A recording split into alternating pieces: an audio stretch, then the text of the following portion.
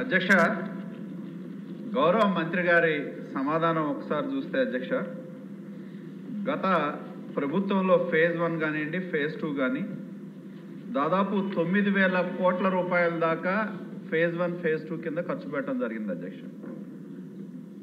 ఇంకా మంత్రి గారి సమాధానం చూస్తే దాదాపు 4,700 కోట్లు ఉంటే కానీ ఫేజ్ 1 ఫేజ్ 2 కింద తీసుకున్న పనులు కంప్లీట్ చేయడానికి అవసరం అని చెప్పి అడిషనల్ ఫండ్స్ కింద చెప్పారు అధ్యక్ష.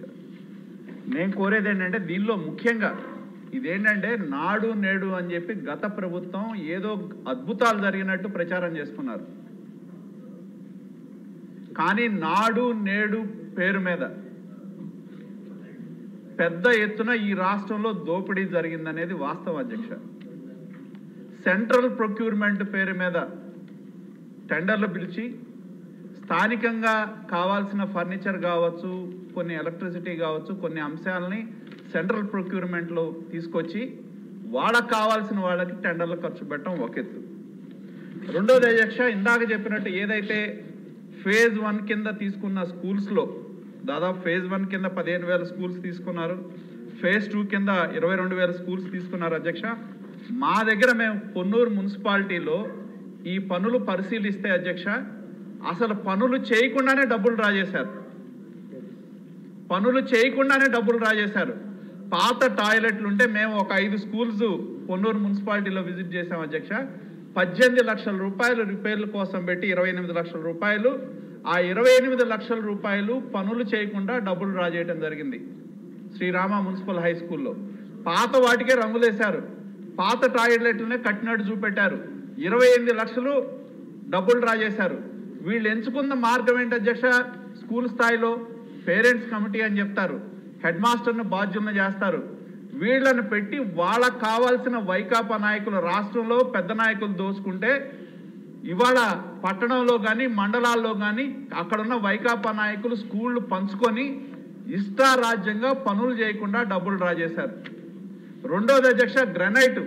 అసలు గ్రనైట్ ఎవరు అడిగారు? స్కూల్స్లో బాగున్న ఫ్లోరింగ్లను లేపేసి నాపరాయి, మనం పాత రోజుల్లో మనందరం నాపరాయి ఫ్లోరింగ్స్ ఉండేవి, ఆ నాపరాయి ఫ్లోరింగ్లన్నీ తీసేసి గ్రనైట్ రాయి కొనాలని చెప్పి ఆ గ్రనైట్ రాయిని మార్కెట్ కంటే ఎక్కువ ధరకి కొని అవసరం లేకపోయినా కూడా బాగున్న ఫ్లోరింగ్లను తీసేసి గ్రనైట్ రాయి వేశారు. అలాగే ఇసుక అధ్యక్ష, ఇదో పెద్ద దోపిడీ. గవర్నమెంట్ పనులకి ఇసుక ఉచితం అని చెప్పి వాటిని తోలినట్టు చూపెట్టి ఎవరైతే ఇసుక కాంట్రాక్టర్లు ఉన్నారో వాళ్ళకి ఇక్కడ ఎక్కువ బిల్లులు చూపెట్టి మినహాయింపునిచ్చారు, కొంత బయట మార్కెట్లో అమ్ముకున్నారు. కాబట్టి నేను కోరేది ఏంటంటే గౌరవ మంత్రి గారిని ఈ పనుల పేరు మీద నాడు నేడు పన్ను అధ్యక్ష ఎంత ఘోరం అంటే మేము ఆ రోజు కలెక్టర్కి ఇచ్చాం, అలాగే స్కూల్ ఎడ్యుకేషన్ ప్రిన్సిపల్ సెక్రటరీకి పంపించాం. అలాగే ఇవాళ ఎంత ఘోరంగా టాయిలెట్లు ఉన్నాయంటే పనులు చేసిన తర్వాత కూడా ఘోరాతి ఘోరంగా ఉన్నాయి.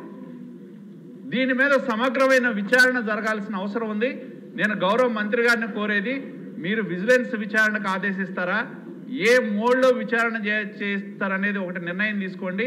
నాడు నేడు పేరు మీద స్కూల్ పిల్లలు, పేద పిల్లలు చదువుకోవాల్సిన స్కూల్స్కి సంబంధించిన డబ్బుల్ని వైకాపా నాయకులు పెద్దలు పెద్ద ఎత్తున దోపిడీ చేశారు. కాబట్టి దీని మీద సమగ్రమైన విచారణ చేయాల్సిన అవసరం ఉంది.